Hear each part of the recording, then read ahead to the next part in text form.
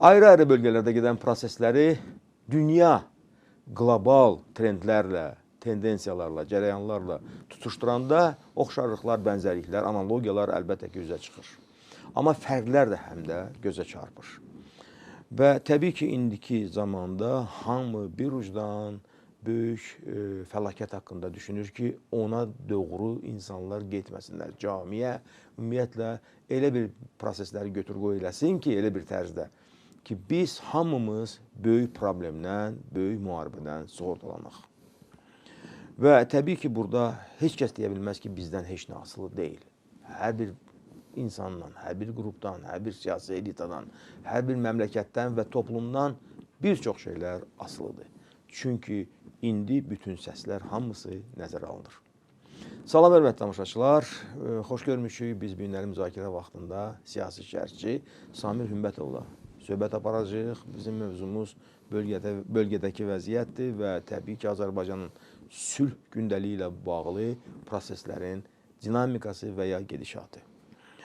Mən təsadüfən dünya proseslərinə toxunmadım giriş sözümdə, çünki faktiki olaraq Samir müəllim, burada biz həqiqətən də görürük ki, Azərbaycanın yaratdığı yeni, belə deyək, sülh mühiti bizim bölgəmizdə dünya çapında yüksək qiymətləndirir. Baxın, indi Prezident İlham Əliyev Almaniya Federativ Respublikasında rəsmi səfərdə olarkən həm Prezident Steinmeier, həm kansler Merz, bunlar bir ucdan dedilər ki, Azərbaycanın sülh təşəbbüsləri həddən artıq vacib mahiyyət kəsb edir və Almaniya dövləti, o cümlədən də Avropa İttifaqı, çünki ona qədər biz həm də Ursula von der Leyen'in ölkəmizə səfərinin şahidi olduq. Hamı bir ucdan Azərbaycanın və Prezident İlham Əliyevin sülh təşəbbüslərini dəstəkləyir və deyir ki, bu böyük bir dünya birliyi üçün qazancdır. Bax, necə olur ki, bizim tərəfdaşlar, partnyorlar uzaqdan uzağa da, yaxından yaxına da Azərbaycanın gördükləri işlərə olduğu dəyəri verirlər, hətta yüksək qiymətləndirirlər. Amma qonşuluğumuzda olan, məsəl üçün Ermənistan bu proseslərdə həm asta gəldi və digər tərəfdən də silahlanma ilə məşğuldur. Bunlar kimə görə silahlanırlar? Nəyə görə silahlanırlar? Ümumiyyətlə, niyə 8 avqust 25-ci il Vaşinqton görüşündən sonra sülh sazişinin paraflanmasından sonra yenə də biz görürük ki, bir adım irəli, 2 adım geriyə atılır. Tofiq müəllim, məsələ bundan ibarətdir ki, son dövrlər Ermənistandakı baş tutan parlament seçkilərində Nikol Paşinyanın komandası düzü qalib gəlsə də, amma xeyli deputat mandatı itirdi. Və bu da təbii ki, Vətəndaş Müqaviləsi Partiyasına, deyək ki, o fraksiyaya ciddi bir təsir yaratdı. Eləcə də Nikol Paşinyanın özünə. Amma bu təsirlər kənardan, həm də daxildəki ultramillətçi, revanşist qüvvələrin təsirlərindən çox deyil. Yəni, biz nəzərə almaq lazımdır ki, bugün Ermənistanda Nikol Paşinyanın tutduğu mövqe, açısı deyək, situativ xarakter daşıyır Azərbaycanla bağlı. Yəni, düzdür, biz 8 avqustda tərəflər arasında bir anlaşmanı gördük, paraflanmanı. Amma nəzərə almaq lazım ki, nə qədər ki, sülh müqaviləsi imzalanmayıb, müharibə o qədər real görsənir. Yəni, real, müharibə. Bəli. Bu qaçılmaz bir haldır. Əgər sülh olmayacaqsa, bu qarşı alternativ müharibədir. Yəni, bunu elə Nikol Paşinyan öz komandası ilə, öz ətrafı ilə də hiss edir və o da bu prosesə öz qatkısını əlavə edir. Əgər Tofiq müəllim onu hiss eləməsəydi, bu qədər silahlanmaya gedərdimi? Çünki ultramillətçi qüvvələr özləri bilirlər ki, bu münaqişəni yaradacaqlar. Bu, Azərbaycandan qaynaqlanan məsələ deyil ki, Azərbaycan deyək ki, hər hansı bir formada buna şərait yaratsın. Əksinə, Azərbaycan sülh gündəliyini qoruyub saxlayır. İstər Avropa İttifaqı platformasında, istər Amerika ilə münasibətlərdə ki, bu məsələ bildik ki, avqustun 8-də 2020-ci ilə Amerikada bağlanır və hər platformada Azərbaycan bunu dilə gətirir ki, biz artıq sülh məsələsini tamamlamaq istəyirik. Yəni, sülh məsələsini tamamlamaq üçün də Ermənistan qəti addımlar atmalı. Yəni, ilk növbədə, üzr istəyirəm Samir müəllim, ilk növbədə onun geri dönməzliyini təmin etmək lazımdır ki, geriyə gediş olmasın. Və sonra isə artıq bir adım qalır. Qabağa gedişi görmürük. Məsələ budur. Bu dəqiqə məsələ orasında ki, qabağa gediş yoxdur. Əgər açıq deyək, bu məsələ həll olunacaq, yəni sülhə gedəcək istiqamətsə, niyə Ermənistan sürətlə silahlanır bugün? Səbəb nədir? Yəni, burada Ermənistan kimlə döyüşəcək? Türkiyə ilə döyüşəcək. Təbii ki, yox. Yox. İranla döyüşəcək? Yox. Gürcüstanla yox. Belə çıxır ki, Azərbaycanla döyüşməyə yenidən silahlanacaq. Və burada da mən üzr istəyirəm sizdən, yəni mən deyəndə ki, məsəl üçün dünya prosesləri fonunda biz həm də bölgədəki vəziyyətimizi düzgün dəyərləndirməliyik. Biz həm də görürük ki, elə bölgəmizin ətrafında da çox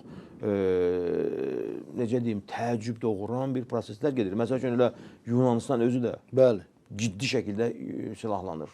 Yəni faktiki olaraq kimə qarşı? Türkiyəyə qarşı. Türkiyəyə qarşı. Bəli. Baxın, elə bir formada vəziyyət yaradıblar ki, dünyada və regionda. Pakistana qarşı Hindistanın silahlanması sürətlənib. Türkiyəyə qarşı Yunanistanın, Azərbaycana qarşı Ermənistanın. Elə bir ki, bir mərkəzdənmi, bir neçə mərkəzdənmi bu mərhələli şəkildə və strateji hədəf olaraq ortaya qoyulubdur. Və biz deyək ki, o digər iki ölkəni bir kənara qoysaq, faktiki olaraq Ermənistan Azərbaycan arasında bir anlaşma imzalanıb və özü dünyanın super güc dövlətinin vasitəsilə, iştirakı ilə. Yəni belə olan halda belə çıxır ki, Ermənistan oturub gözləyir ki, Donald Trump'ın zamanı bitsin. Əlverişli məqam yetişsin. Yəni ki, yenə də demokratlardan kimsə hakimiyyətə gəlsin, Biden fason, kimsə gəlsin hakimiyyətə və Ermənistan yenidən bildiyini davam etdirsin. Yəni gedişat bunu göstərir. Bu bir. İkinci, burada siqnalı biz görürük Alen Simonyanın vəzifədən alınmasından sonra. Bilirsiniz ki, Alen Simonyan Azərbaycanla sülhün tərəfdarı olanlardan biri idi, daha çox. Və onun vəzifədən alınması bu məsələdə bizim qarşımıza suallar çıxardır. Üzr istəyirəm. Yəni siz bu onun yer dəyişməsini belə deyək də konjunktura ilə bağlı bir proses kimi dəyərləndirmirsiniz. Yəni seçkidən sonra hökumət artıq istifaya gedir. Yəni seçki hələ başlamazdan əvvəl və seçki olanda da yəni köhnə hökumət istifaya gedir avtomatik olaraq. Sonra yer dəyişmələr baş verir. Bəzi insanları rotasiya yolu ilə məsəl üçün bu vəzifədən gedib ora və bəlkə sadəcə Alen Simonyanın yerini dəyişirlər. Baxın, Alen Simonyanın son o vəzifədən alınmadan bir neçə çıxışı, xüsusən Azərbaycanla sülh gündəlindən bağlı çıxışında baxdıq ki, Azərbaycanla bağlı məsələdə pozitiv mesajlar verir ki, biz sülhə gəlməliyik, biz istəsək bu bölgədə yaşayırıq, əlaqələrimiz olmalıdır və s. və s. Hətta Moskvaya gedəndə də Moskvada ondan erməni bir jurnalisti, Moskva ermənisi, ondan müsahibə alanda o da siz dediyiniz kimi bildirdi ki, yəni biz artıq müharibə səhifəsini çevirməliyik. Ümumiyyətlə onun son açıqlamalarında müharibə ritorikasına qətiyyən yer vermirdi. Siz fikir verirsə, o çox diqqətli bir şəkildə sülhlə bağlı verdiyi mesajda sözlərə xüsusi diqqət göstərirdi ki, yəni ki, baxın biz bunu eləməliyik, biz bunu eləməliyik. Hətta bizim parlamentin spikerinin də görüşlərində bu məsələlərə toxunulduğu da qeyd edilir. Rasional mövqedən çıxış edir. Yəni bəli. Yəni başa düşür ki, bunun tək çıxış yolu, yəni Ermənistanın tək çıxış yolu sülhlə bağlıdır. İndi artıq Alen Simonyan yoxdur və hakimiyyətdə onlar da böyük ehtimal ki, Paşinyan özü də başlayıb artıq oynamağa ki, necə eləyim ki, bu məsələdə, yəni sülhdən uzaqlaşmaqla yeni bir müharibənin təməlini atım. Açıqcası, Paşinyanın son addımları əslində 3-cü Qarabağ müharibəsinə hesablanmış addım kimi və yaxud da ki, Ermənistan-Azərbaycan müharibəsinə hesablanmış fikir kimi də dəyərləndirilə bilər yeri gəldiyində. Çünki silahlanma ilə paralel olaraq son dövrlər Ermənistandan gəlməyən sülh mesajları. Yəni, siz fikir verirsiniz, son vaxtlara qədər, yəni son bir neçə aya qədər bu mesaj gəlirdi. Biz sülhə getməliyik, biz barışıq olmalı və s. İndi artıq nə parlamentdə, təbii ki, o itiriblər çoxluğu, bu birinci məsələdir. Nə, deyək ki, Azərbaycan sülh məsələsini müzakirə eləmirlər. Artıq son parlament... Yəni boşluq yaranır. Boşluq yaranıbdır. Üstəlik, referenduma getmək məsələsi yoxdur ortada. Üstəlik, düzdür, bu yaxınlarda TRIP layihəsi ilə bağlı artıq direktor təyin olundu o şirkətə, amma əməli addım yoxdur ortada. Yəni, az qala nə qalıb ki, bugün artıq bir ilə yaxındır ki, biz paraflanma olubdur, bir ilə yaxındır, hələ heç bir iş görülməyib. Heç bir şey qalmayıb. Yəni, bu iş görülməyibsə, deməli, məqsəd zamana oynamaqdır və vaxtı uzatmaqdan ibarətdir. Yəni, açıqcası, Ermənistanın son addımları hesab edirəm ki, sülhlə bağlı hər hansı bir müsbət impulsları göstərmir bizə. Əksinə, Ermənistanın Hindistandan aldığı silahlar, Ermənistanın hətta Yunanistandan aldığı silahlar, Fransadan aldığı silahlar Ya, bu açıqca o deməyə əsas verir ki, Ermənistan ciddi şəkildə müharibəyə hazırlaşır. Amma bunu daha alt qatda gizli şəkildə həyata keçirdir və bununla da əslində gələcəkdə üçüncü müharibənin olmasını təmin etməyə çalışır, bir növ belə deyək. Yəni mən buna inanıram ki, Aydındır. vəziyyət bundan ibarət. Sami yaxşı, bu Ermənistan elitasının, siyasi qüvvələrinin özlərinin məramıdır, yoxsa bunları kənardan hər hansı elə o Fransası olsun, nə bilim, Cənubi Kipr olsun, Niderland olsun, kimsə olursa olsun da. Bəli. Yəni bu xarici qüvvələrin təşəbbüsüdür, dırnaqarası bir fəaliyyətinin nəticəsidir, yoxsa bu özləri bunlar heç belə hipotetik şəkildə belə Azərbaycanla barışıq istəmirlər?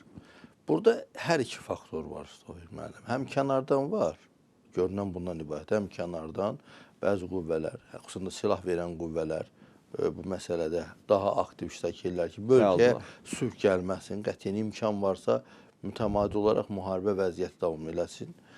Həm də daxildən var. Bayaq bu verilişin əvvəlində qeyd etdiyim məsələyə yenidən toxunmaq istəyirəm ki, ultra millətçi qüvvələr, orada revanşist qüvvələr açıqcası tərəflər arasında sülhü istəmir. Yəni bugün Qarabağ klanı yenə də öz ampulasına, xüsusən də Robert Koçaryan, yəni açıqlamalarını görür ki, açıqca müharibə mesajı verir ki, yəni hətta o bildirir ki, biz hakimiyyətə gələriksə müharibə daha qısa müddətdə başlayacaq. Yəni açıqca mesaj başlaya bilər, yox, başlayacaq mesaj. Çünki onlar qətiyyən belə deyək, sülhün tərəfdarının olduğunu göstərmirlər. Bu bir. Yəni məqsəd nədir? Qarabağı yenidən özlərinə qaytarmaq? Təkcə Qarabağ. Çünki o işğal altındaydı axı Qarabağ. Yəni bunlar onu yenə də özlərinin əzəli bir torpağı kimi təsəvvür edirlər. Onlar nəinki Qarabağ və ətraf ərazilər, onların böyük Ermənistan planı çox böyükdür. Yəni onlar üçün dırnaqarası o böyük Ermənistan planı ki var dənizdən dənizə, onlar fikirləşirlər ki, biz hələ onu təmin eləməmişik.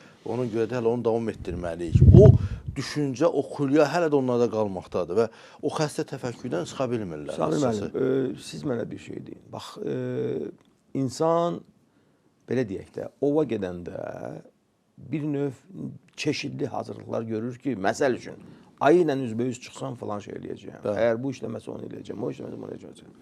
Ermənistanın indi Azərbaycanla qarşı müharibəyə qalxması özlüyündə axı intihara bərabər bir variant kimi görünür. Siz başa düşmürsünüz ki, Azərbaycan sizi sadəcə yox eləyəcək. Bilirsiniz, bəzən biz tarixdən dərs çıxartmalıyıq. Tarix belə bir elmdir ki, burada təkcə olanları, yəni olmuşları öyrənmirsən, həm də olmuşların gələcək təkrarını görə bilirsən. Bu o qədər belə hallar olub ki, tarixdə ki, iki tərəf arasında gedən o haqsızlığın sonu gəlib qarşıdurmada o qarşıdurmanı yaradanı məhvinə gətirib çıxardıbdı. İndi Ermənistan bu məsələni yaradır. Yəni belə deyək, toxumlarını atır yenidən. Ermənistan yaxşı başa düşür ki, əgər üçüncü müharibə olacaqsa, artıq ondan sonra Ermənistan dövləti olmayacaq. Onu bilir. Yəni amma bunu bilə-bilə hansısa bir formada özünə haqq qazandırmağa çalışır. Bu da ənənəvi erməni xislətləri irəli gəlir. Özünü məzlum göstərmək, özünü yazıq göstərmək, hər kəsdən nəsə qoparmaq, Əzilmiş kimi və əzilmiş xalq olaraq özünü dünyada hər kəsin gözünə soxmaq. Bu erməni təfəkkürünün, erməni xülyasının nəticəsi olaraq ortaya çıxıb bu günə qədər. Və hesab edirəm ki, əgər üçüncü müharibə olacaqsa, əgər bunu Ermənistan yenidən başladacaqsa, bu dəfə artıq qeyd etdiyimiz məsələ kimi, yəni artıq Ermənistanın varlığı məsələsi müzakirə predmeti olmayacaq. Yəni o ortada olmayacaq artıq. Çünki Azərbaycan ona bir dəfə şans verdi. İkinci Qarabağ savaşından sonra əslində cənab prezident qeyd edir ki, Donald Trump dedi ki, siz müharibədə üstün idiniz. Niyə dayandınız? Zəngəzuru da götürə bilərdiniz. Niyə dayandınız? Və cənab prezidentin orada bir sözü var. Dedi ki, biz özümüzün ərazilərimiz, yəni beynəlxalq hüquqla bizim hansı ərazilər bizə aid olan ərazilər götürdük. Oranı götürdük, dayandıq. Yəni amma bu üçüncü olsa, artıq orada Ermənistanın o ərazisi olmayacaq ki, orada durub biz hesab edirəm ki, nə isə danışa bilərik. Artıq orada iş tamamlanacaq və böyük Azərbaycan olacaq artıq birbaşa. Ona görə düşünürəm ki, o xəstə xülyadan əl çəkmədiyi təqdirdə silahlanma nə qədər ki davam eləyəcək, bir o qədər müharibə, gərginlik öz ampulasında davam edəcək. Sami müəllim, yaxşı, Ermənistanın indi təbii ki, daxili həyatının palitrası var. Orada sülhpərvər qüvvələr də var və siz deyirsiniz ki, məsələn, Azərbaycan şansı, Azərbaycan güzaran yaradır Ermənistan üçün. Yəni görün, son dönəmdə biz necə onlara imkanlar açdıq. Yolların, kommunikasiyaların fəaliyyəti, tranzitlərin açılması, Azərbaycandan verilən köməklər, yanacaq və s. Və necə olur? Yəni bunlar o dərəcəmi, belə deyək də, burunlarından uzağı görmürlər ki, artıq belə bir ağılsız, anlaşılmayan, həm də kritik və belə deyək, ssenari üzrə hərəkətlərinə davam edəsinlər. Yəni burada elə bir qüvvə yoxdurmu ki, onlar desinlər, ayvan, dayanın, bu dövlət bizim. Müəllim, olanları da uzaqlaşdırırlar vəzifədən, hakimiyyətdən uzaqlaşdırırlar. Yəni sülhə çağırış eləyən, sülhü dəstəkləyən qüvvələrə baxıb, hamısı sonuncu Alen Simonyan, o da uzaqlaşdırılır. Yaxşı, onda deməli belə çıxır ki, yəni Nikol Paşinyan özü də bir transformasiya yaşayır. Böyük ehtimal ki, onun üzərində gedir və Nikol Paşinyanın addımları ola bilər ki, edilən baskılar, təzyiqlər nəticəsində bu qərarı verir. Bəlkə də onu qısnayırlar. Bəli, ola bilər bu da. Çünki onun bir neçə, təxminən 10-a yaxın deputat mandatını itirdi. Hakim sonuncu seçkilərdə hakim partiya itirdi. Yəni bu o deməkdir ki, hardasa Ermənistan daxilində cəmiyyəti hansısa qüvvələr müxtəlif maraqlar ətrafında birləşdirməklə indiki Nikol Paşinyan hakimiyyətinə qarşı bir təxribat da həyata keçirə bilərlər. Bu ehtimal da ola bilər, amma hər vəziyyətdə dövlət sistemli olmalıdır. Yəni, hər hansısa məsələ ilə bağlı qərar qəbul edilirsə, dövlət onu, o qərarı icra etməlidir və bu bir gün, 2 günlük plan deyil. Bu uzun illərə söykənən, 10 illərə söykənən strateji hədəflər olaraq həyata keçirməlidir. Ermənistanın da Azərbaycanla strateji hədəfi sülh müqaviləsinin imzalanması olmalıdır. Yəni durub orada biz deyək ki, yeni bir hədəf ortaya qoymasını görsə Ermənistan ki, yeni bir müharibə, bu artıq gələcək üçün ciddi bir təhlükədir və Cənubi Qafqazda sülh quruculuğu prosesini kökündən sarsıda bilər onların atdıqları addımlar. Və Ermənistan daxilində də bu hiss olunur yavaş-yavaş. Samir müəllim, mənim sonuncu sualım qaldı, yəni vaxtımız tükənir. Azərbaycan nə etməlidir? Hesab edirəm ki, Azərbaycan lazım olan addımları atır. Biz zaten ordu quruculuğu sayəsində gördüyümüz işlər kifayət qədər üstünlük təşkil edir və Azərbaycan ordusu artıq peşəkar bir ordudur və Ermənistan ordusuna heç müqayisə edilməsi belə düzgün deyil. İkinci məsələ, Azərbaycan diplomatiyası işləyir bu sahə üzərində və düşünürəm ki, Ermənistanla mümkün nə imkanlar varsa sülhlə bağlı bütün addımlar atılır. Əgər deyək ki, həm hərbi, həm siyasi baxımdan Ermənistan Azərbaycanla uyğun mövqeyə gəlməyəcəksə, Azərbaycan atacağı bir dənə addım qalır ki, Ermənistanın istənilən təxribatına cavab versin. Bundan başqa alternativ yol qalmır bizə. Çünki biz nə qədər onlara bu məsələdə güzəşt edəcəyik, bir o qədər Cənubi Qafqazda sülh olmayacaq. Yəni artıq güzəşt məsələsi hesab edirəm ki, arxada qalmalıdır.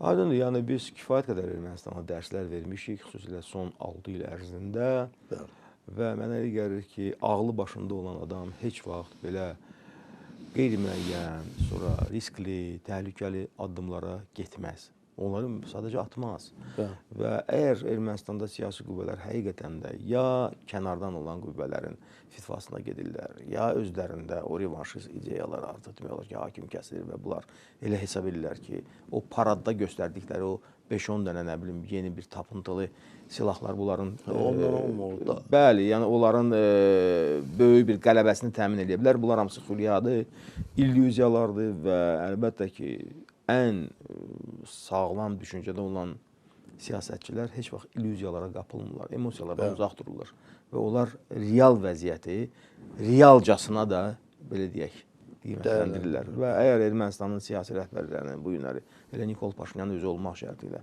onların bunun üçün müdriklüyü çatmırsa, deməli bunlar nə bilim ya zamanı düzgün qiymətləndirmirlər, ya ümumiyyətlə reallıqlarla rabitəni itiriblər, ya da ki sadəcə bunlar kimlərinsə çox dərin bir təsir altındadırlar. Özləri bilsinlər, özləri bilsinlər. Yəni itirəcək özləridir. Ancaq atılan addımlar iki istiqamətli ola bilər. ya müsbətə doğru, ya mənfiyə doğru atılacaq addımlardır. Hər halda seçim özlərinə buraxılıbdır. Azərbaycan əgər bu günə qədər 6 ildir oturub onlarla sülh məsələsini gözləyirsə, bu əslində Azərbaycan dövlətinin onlara yaratdığı bir şansdır. Və bu həm də bizim böyüklüyümüzdür. Bəli, bəli. Yəni biz lazım olan istənilən addım ata bilərdik. Bayaq qeyd etdiyim kimi, istər indiki Azərbaycan əraziləri, həm də Zəngəzur və digər ərazilərdə belə öz üstünlüyümüzü əldə edə bilərdik ki, bugün beynəlxalq hüquq buna imkan yaradır artıq. Çünki prezidentləri biz görürük, dünyada baş verir və heç kim də onlara hər hansı bir formada təsir edə bilmir. Amma Azərbaycan o beynəlxalq hüquqa hörmət göstərdi ki, hansı ki, hələ bugün də işləmir normal, amma biz o hörmət göstərdik. Ermənistan ərazisinə girmədik. Əksinə, biz bölgəyə sülh gəlməsi üçün nə addımlar atılması gərəkirsə, onu da atdıq. Aydındır. Çox sağ olun Sami davam müəllim. etdiririk. Minnətdaram iştirakınıza görə, dəyərli fikirlərinizə görə və təbii ki, seçim onlarındır. Biz isə öz seçimimizi etmişik. Yəni bizim Təbii, yolumuz təbii. aydındır. Odur ki, yolumuza davam. Bəli. Çox sağ olun. Belə hörmətli tamaşaçılar, bu günləri bizim proqramımızın iştirakçısı, qonağımız Samir Ümbətov idi, siyasi təhlilçi, sonra çox dərin araşdırmaların müəllifi və təbii ki, eşitdiyimiz fikirlər, qonağımızın tərəfindən səsləndirilən fikirlər bizim hamımızı da düşünməyə sövq eləyir. Yəni biz onsuz da həqiqətən də yolumuzu müəyyən etmişik və əlbəttə hər bir variantın da belə deyək, gözlənilməzliklərinə hazırıq. Odur ki, gərək ayaq saxlığımızı itirməyək. Bu qədər. Sağ olun. Efirdə görüşənədək.